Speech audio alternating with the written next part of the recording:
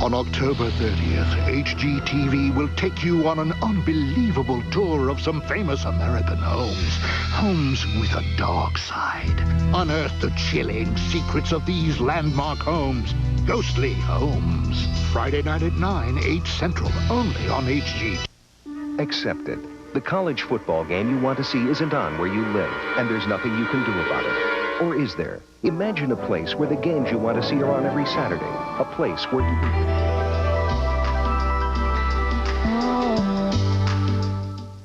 Hi, I'm Ron Hazelton, the house doctor.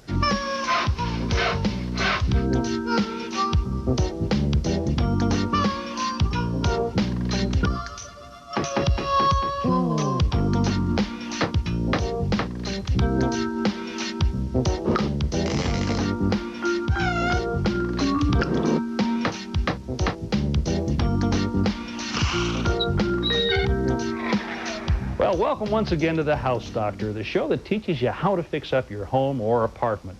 On today's program, I'm going to build a patio planter box and repair an instant hot water dispenser. But first, when a viewer wanted help in assembling and installing kitchen cabinets, well, I made a house call. Well, today I'm visiting a friend who's in the middle of remodeling his kitchen, and we're right at the point where he's going to be putting up the kitchen cabinets. Now, you know, installing kitchen cabinets can be a relatively expensive process, but you can save a lot of money by doing all the labor yourself, not only putting them up on the wall, but also assembling them from boxes just like this. In fact, we bought these at a local home improvement center, and what we're going to be doing today is showing you how to actually put them together. And then we'll be installing a run of wall cabinets from this corner down to the refrigerator, and then some base cabinets down below. So if you're ready, let's start. Now, this is what these cabinets are going to look like when we're finished. This is actually one of the base cabinets. We'll also be assembling some wall cabinets that have doors on them. Now, one of the nice things about these kits is they come with very detailed instructions, a lot of pictures and numbers. It's really hard to go wrong with this.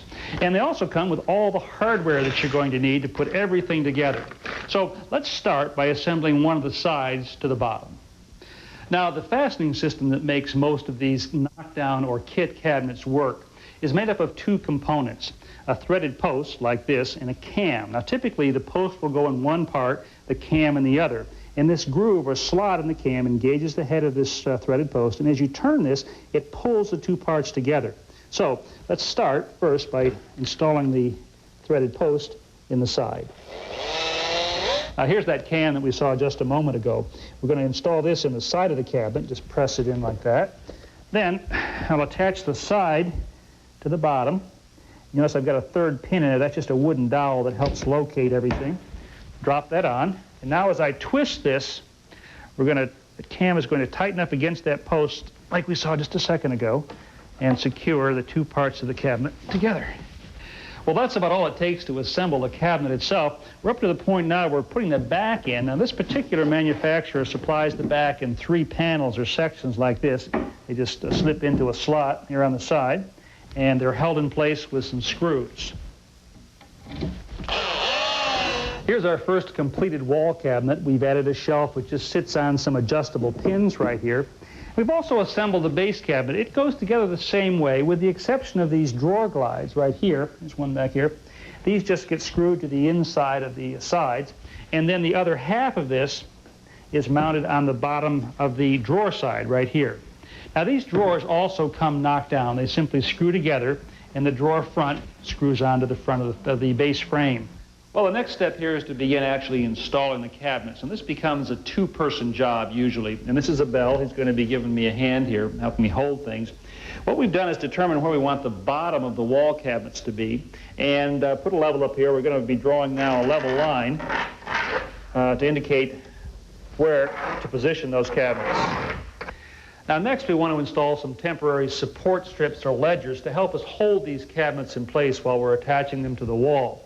We put those right on top of the level lines, but always make sure that they, in fact, are level by placing level on top of the wood before we screw it in.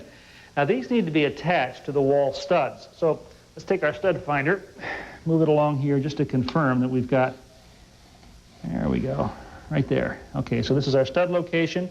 I'll mark that. I want to make sure that we carry this line down below the strip so we can see it once we put the cabinet in place. And let's go ahead and attach this now with some 1.5-inch screws. Here's our first cabinet. Let's take a look at the back of this. Most of these are made with a mounting strip top and bottom. This gives us a double thickness right here, and it's through this mounting strip that we want to put the screws that are going to hold this to the wall. So, Abel, if you can give me a hand here. Come on in. We'll just set this up on our support strip, and this is why you want the strip. Not only does it keep the cabinet level, but it takes the weight off. So all he's got to do is sort of push in a little bit like that, and it'll stay in place. Now remember, I made the point of bringing these marks down here. That's so that we can find where the stud is. And we're going to go right through the back of the cabinet and into that wall stud. There. Okay, now this is our second cabinet. It's sitting on the support strip down here. Taking a lot of care to make sure that the top is even right up here and that the two sides are flush with each other. Now, sometimes you have to loosen one of these two screws back here to make this final adjustment, but we've gotten it where we want it. We're holding everything in place with a couple of clamps here. And now I'm going to attach the first cabinet to the second by running a screw right through the sides here. There. Well, that completes this first run of wall cabinets. Now, we did cut a hole in here and also up on top because the owner's going to eventually be installing an exhaust fan right here. Now, in this case, we put up the cabinets one by one and attached them to each other as we went along, as you saw. However, what you could do in a run like this is to attach all of these units together down on the floor, put them all up at one time by setting them on a support strip like this. The reason I didn't do that here is that these are made of particle board. They're extremely heavy, and this whole bank would have just been too much, even for two people to handle. With the wall cabinets up, it's now time to mount the doors, and these come complete with a concealed European-style hinge, which drops into a boring on the back of the door, just like this, and is held in place with a couple of screws. Next, we'll attach this mounting bracket to the inside of the cabinet, and then these hinges simply slip over that bracket, just like this, and are held in place by tightening this center screw right here. Base cabinets also want to be installed so that they're perfectly level and vertical. Now let's check and see what we've got going for us in this case. Okay, it looks to me like the back of this cabinet is a little bit low. So we'll take a shim and slip it right under here and raise it up just a tiny bit. Now if the front were low, then we'd simply put the shim up there. This cabinet is also a little bit low on the left side. So we'll lift this up, slide a shim in here, and that looks pretty good. With our cabinet level in both directions, it's now time to attach it to the wall. Now, most base cabinets have a mounting board here at the back. It's about 3/4 of an inch thick. And, of course, we'll need to find a wall stud, which we've got right here. But we have a little bit of a problem. There's a gap right here between the mounting board and the wall. And if we just were to put a screw in here and pull it up tight against the wall, well, we would pull the cabinet out of level. So what we'll do is drop a shim in here. Just snug it down as far as it'll go without not pushing it too far. And then run our screw through the shim, the mounting board, and into the wall stud.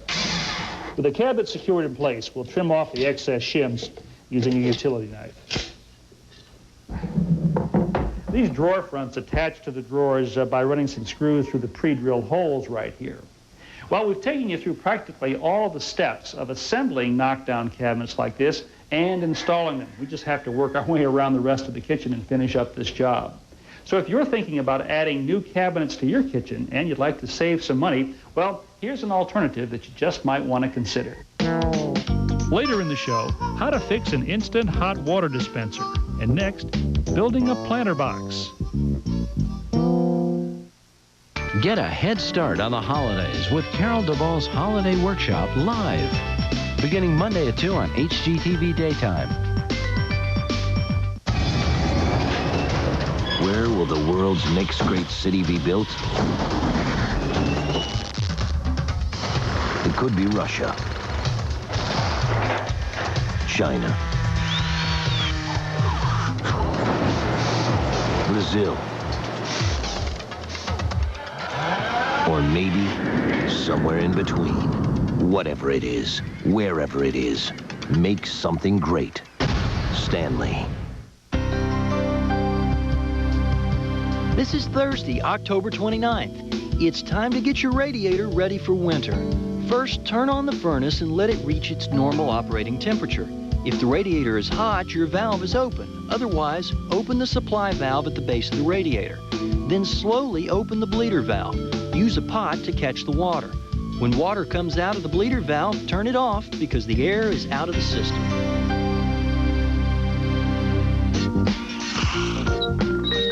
A little while ago, I was down here working with Lila on a deck problem, right? That's right, Ron. I had rotten boards on my deck from drainage from a planter box. Mm-hmm. What was happening is the water was draining out of the planter box. It was collecting underneath and caused some dry rot on the deck.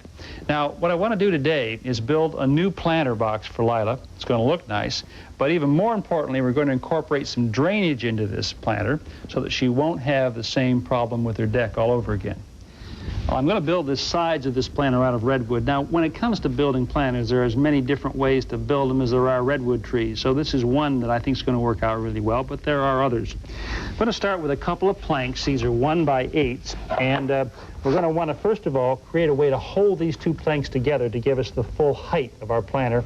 And to do that, I've cut some short lengths of redwood 2x2. Now, this, even though it's white, is still redwood. This is the sapwood here, and sometimes it doesn't have that red color, but it still has the resins in it that'll keep it from rotting.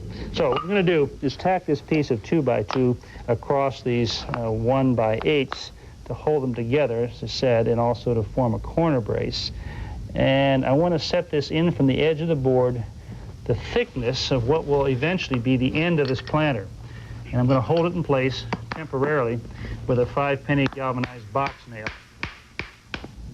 I've added one more 2x2 here in the center, and now I'm going to take some scrap pieces of 1x2 and install them in this location, again, just to help hold these two boards together. I'm going to drive these in. We'll attach this with a deck screw. This is a rust-proof deck screw, and we'll put about 4 in each board here. Now, to make sure that all my corner blocks are the same length, I've set up a little temporary fence here on the chop saw with a stop block back here. All I'll do is put our stock in here, run it down to the stop block, and then make our cut. Now, this is a great technique to use anytime you've got to make several pieces of wood exactly the same length. With these battens securely in place, I'm going to flip this back over now, and I'm going to screw in these corner braces from this side using a slightly longer screw. Well, that takes care of the assembly of the side. Actually, this is going to be the front of the planter. So, Lila, if you'd put that down over there. What we want to deal with now are the end pieces. Now, whenever you're making boxes like this, what's really important is that all the pieces be the same length. So what I've done here is I've rough cut the 4 pieces we'll need for the end to length, and I've clamped them together. I want to take a square now, a combination square, and I'm going to draw a line across the top at 12 inches, and that's the length that I want. And then I'm going to carry that line down the face of the wood like this. Now, by clamping these 4 pieces of wood together like this and cutting them all at one time, I can make sure that they're all exactly the same length. Now, you may wonder why I didn't use my power saw to do this. Well, the wood's just too thick, so I'm going to use a Japanese handsaw for this cut. I'm going to install this end piece that we just cut now right between the front and the back, again using a galvanized deck screw right through here.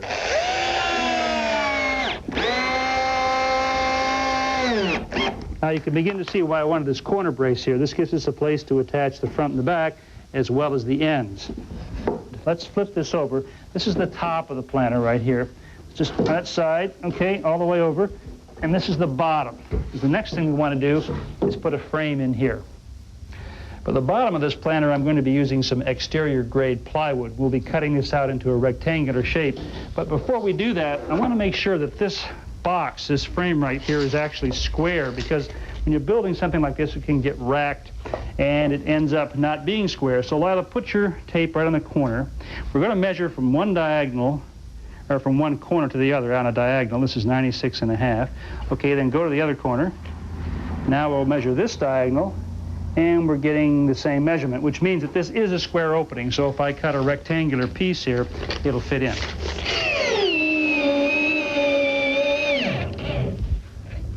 I've screwed that bottom all the way around and on the ends of these 2 pieces that we put in the center. And now I'm going to add an additional bracing for the bottom in the form of this piece of 2x2.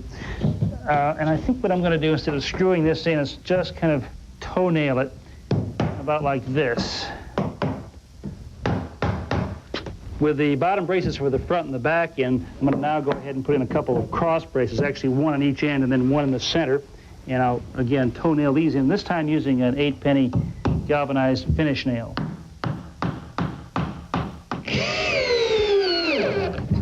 I've added some feet down here on the bottom because, remember, the problem in the first place was that the water was getting up underneath this planter, sitting there and causing the deck to dry rot. So now we've created some airspace, a way for the water to flow underneath the planter without getting trapped there. Now we're going to trim off the top of the planter with some 1x3. Now I've cut miters on the ends of this already using a miter box, and I want about a 1-inch overhang here. So I've set my combination square for 1 inch. And also we want the cap to overhang 1 inch on this end. So we want the tip of that miter to be just about there. 1 inch there and 1 inch here. And then we'll go ahead and nail this in with some 8-penny galvanized nails. To cover these screw holes and to add a little more detail to the planter, I'm adding these trim strips down here and also here on the corners. All right, Lila, let's just set it right in place here. There we go. That's about where you want it? A little bit out from the wall. Okay, good. All right, now we just have a couple more things to do. Now the first thing is to drill a drain hole through the bottom here. Okay, and I continue to drill right through the deck. Now I'm going to take this piece of 3/4 inch pipe, and I've just distorted the top of it a little bit so it'll jam in this hole, and we'll tap this into place. So that now the water from the planter will drain through the deck and onto the ground beneath and not puddle underneath the planter. Okay, Lila, we're done, just about.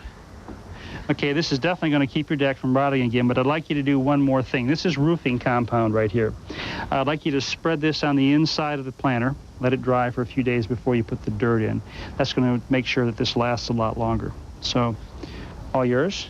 Ron, thank you so much.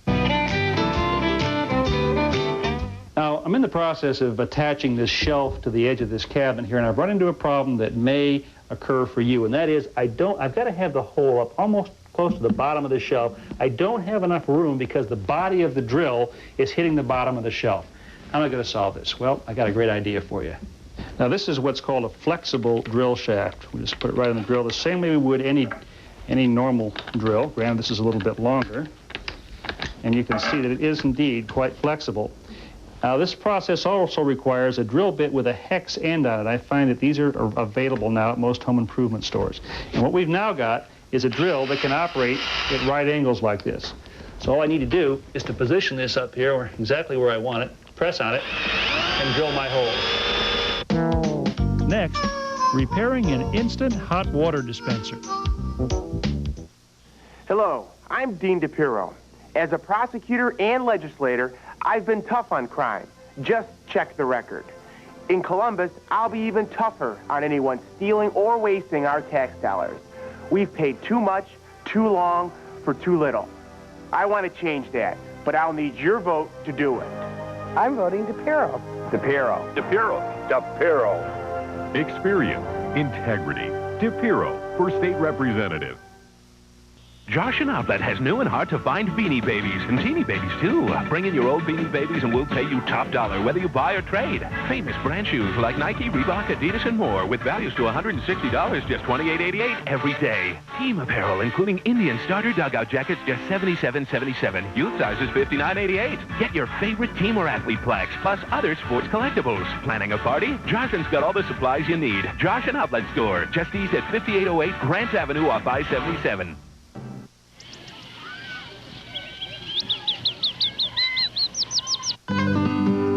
For my everyday paint colors and combinations. I didn't just pick the colors. I picked the colors that go with the colors you pick, and they're available at Sears and Kmart. Brighten your home and simplify your life with Bally window coverings. Practical as well as beautiful, they provide complete light control and reassuring privacy. They require minimal care, so they'll look fresh and fashionable year after year. Bally's new collections include splendid new patterns, unique sculpted profiles, and dozens upon dozens of luscious colors. They're very easy to operate and guaranteed to last. Available at Lowe's and other fine home improvement centers nationwide. Oh, you remember this?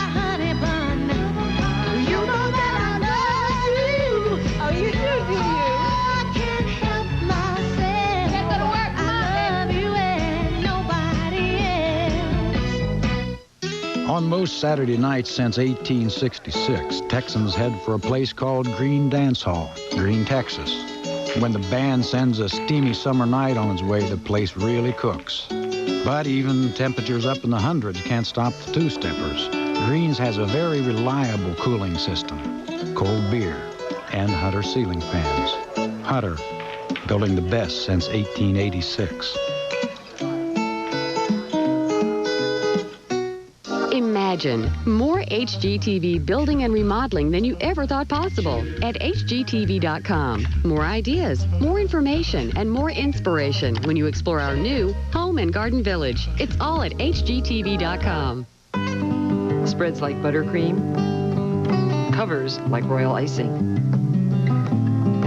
By everyday paint colors and combinations, make decorating a piece of cake. And they're available at Sears and at Kmart. You know, for a quick cup of tea or a cup of instant coffee, these instant hot water heaters are really handy. They produce water that's 190 degrees simply by turning the valve. But sometimes they simply stop working, and that's what's happened right here. So I want to take you through a little troubleshooting process. We'll find out if the trouble is in the electrical circuit or in the unit itself. If it's the unit, we'll replace it. If not, we'll repair the problem and save ourselves a few dollars. Now, these hot water dispensers are made up of a spout, which is mounted up here on the sink, and then a hot water heating unit, which is down here underneath. The heater is connected to the spout with some tubing right here, and then it's plugged into an outlet to provide electrical power. Now, the difficulty here is that the unit itself is not heating up. We don't know whether the problem is inside this unit or in the power supply. To check the power supply, though, I'm going to unplug the cord there and plug in this circuit analyzer. Now, if this is working properly, that is, the circuit is working properly, these two orange lights on the right will light up. As they do, that means that the circuit has power, it's properly polarized, and grounded. So, we know we have power to the outlet, the receptacle. Let's see if we've got power coming into the heater here.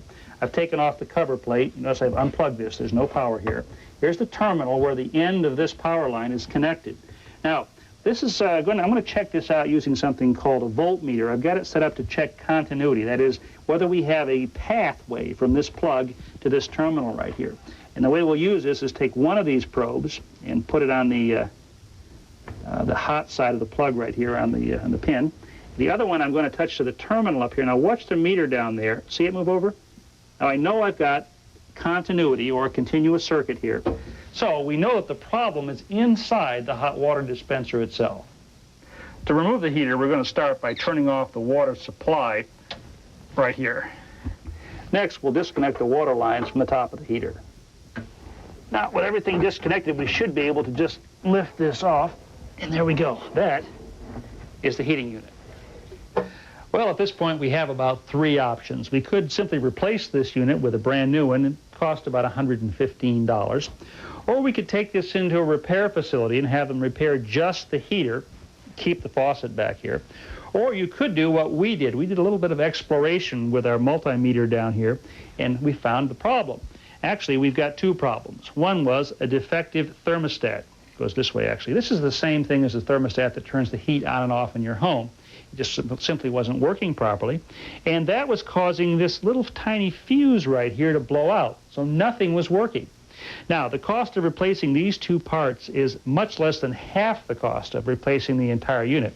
So that's what we're going to do, get new parts, and then reverse that whole process we just went through and put this back in. So, if a small appliance in your home breaks, it doesn't necessarily mean you've got to replace it. Sometimes you can fix it yourself and save a lot of money. Each year, thousands of people are killed or injured from electrical shocks that occur in and around the home. Now, here are three potential situations that could be dangerous to you or your family. You're in the kitchen and you touch an electrical appliance and a plumbing fixture at the same time. Or I'm outside trimming a hedge and the ground is damp. You're drying your hair standing barefooted on a wet bathroom floor. In each of those situations, if there had been a current leak from the appliance or tool, such as that caused by a bare wire touching a metal frame, and I had been touching a pipe or standing on a wet floor or wet ground, I would have acted as a pathway for that leak, and I would have suffered an electrical shock. Now, the solution to those potential problems is something called a ground fault circuit interrupter receptacle. The ground fault circuit interrupter, or GFCI as it's often known, detects a current leak in an appliance like this as small as 6/1000ths of an amp. If it detects that leak, it shuts the circuit down in 1/40th of a second, fast enough so that you won't suffer a dangerous shock. To make sure that your GFCI is working properly, test it once a month by pushing the black button. If it's operating correctly, the red button should pop out. To reset the circuit, just push the red button back in again. GFCI should be installed within 6 feet of any kitchen or bathroom sink and in any receptacle into which appliances that will be used outdoors will be plugged. It's something you can do yourself. They cost between $10 and $20, and they're available at most home improvement and hardware stores.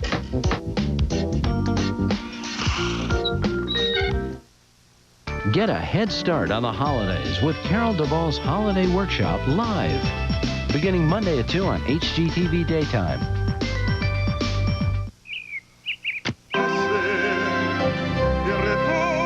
Some say 5 minutes can change your entire day.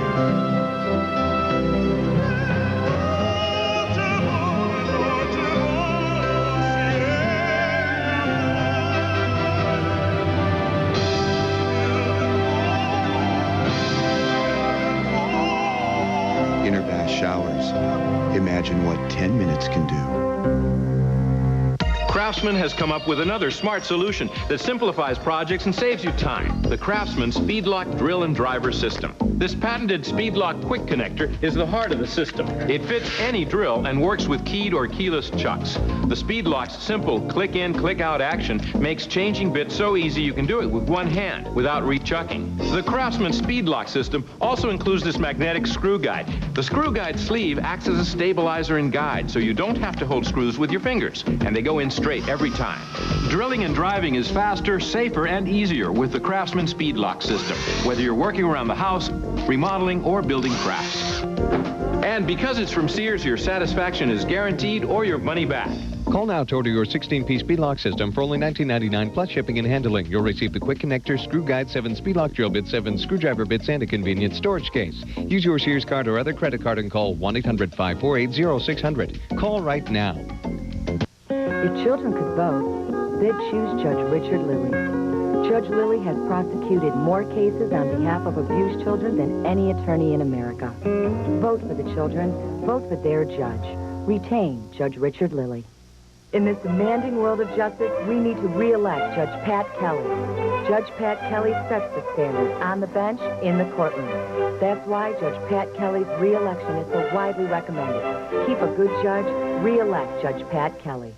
Hello, I'm Dean DePiro. As a prosecutor and legislator, I've been tough on crime. Just check the record. In Columbus, I'll be even tougher on anyone stealing or wasting our tax dollars. We've paid too much, too long, for too little. I want to change that, but I'll need your vote to do it. I'm voting DePiro. DePiro. DePiro. DePiro. Experience, integrity. DePiro for state representative.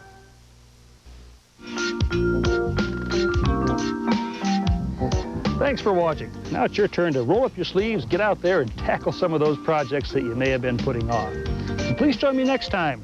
And as always, I'll have lots of tips and suggestions to make your next home improvement job just a little bit easier. See you then.